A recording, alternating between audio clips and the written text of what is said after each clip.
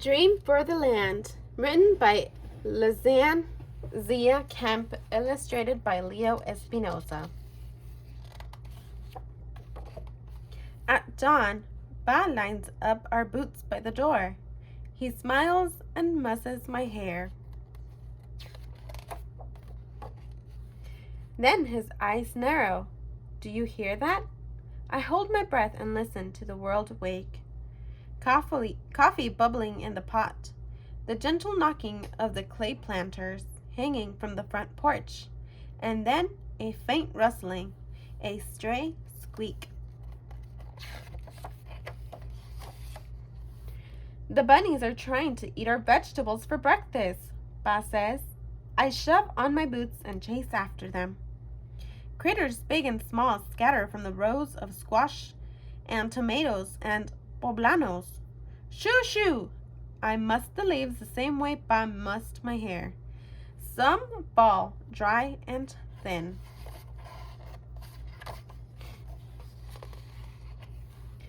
The tomatoes look withered on the vine. This is the second batch that hasn't made it. I nudge a plant with my foot, and a horned toad skitters across the soil. I wave a hand, shooing it away too. Ba crouches. He's not hurting anyone. Then he scoops it up, the thorned toad's bulbous belly resting in his palm. These little guys eat insects, not vegetables. Here. Ba holds the toad out to me. Give him a scratch. I rub the thorn toad right between his eyes, and they slowly close. He likes it, I say.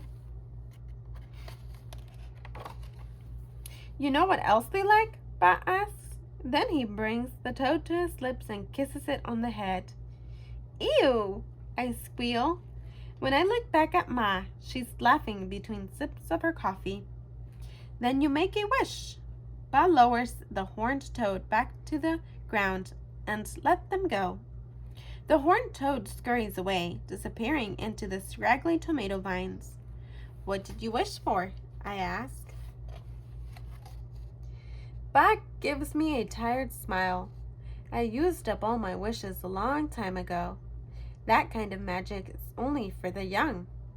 As the sky lightens, I see the lines on Ba's face, lines that have gone deeper lately.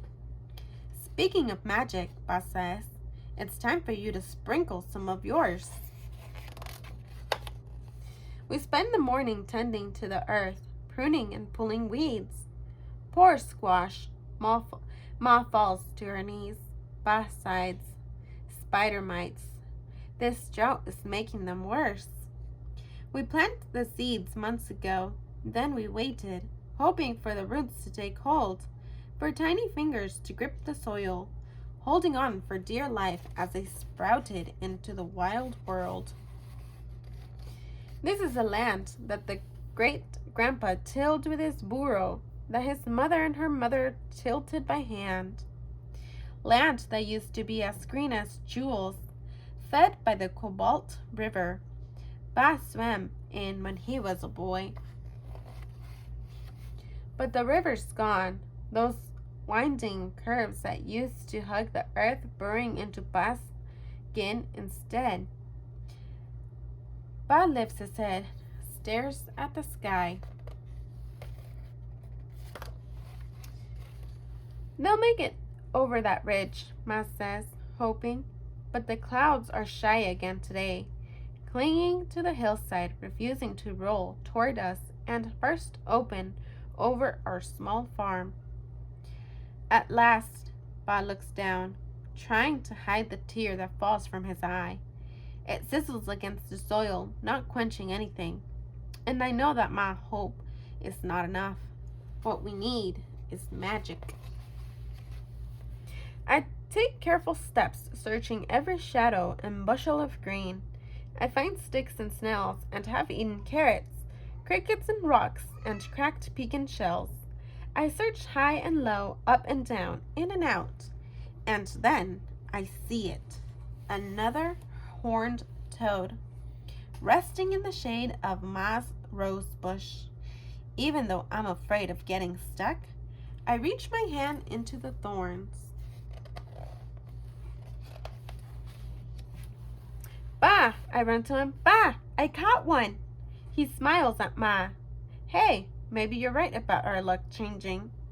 I hold the horned toad up like a prize, and then I say, I am going to wish for rain. Ba kneels in front of me. This time he doesn't hide his tears. You're not going to use your wish on yourself, mijita, he says.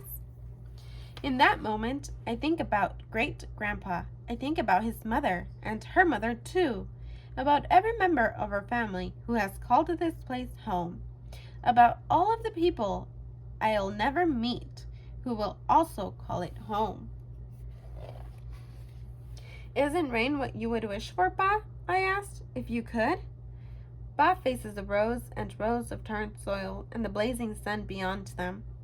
He squeezes me close. If I could, I would wish to change the hearts of the men who ran these rivers dry. I would wish for them to stop thinking about their own dreams and start thinking about yours instead. I stare into the horned toad's eyes. What if there's no time to wait? I plant a gentle kiss on his head and dream for the land and the world as it once was. I dream for the world as it could be. The end.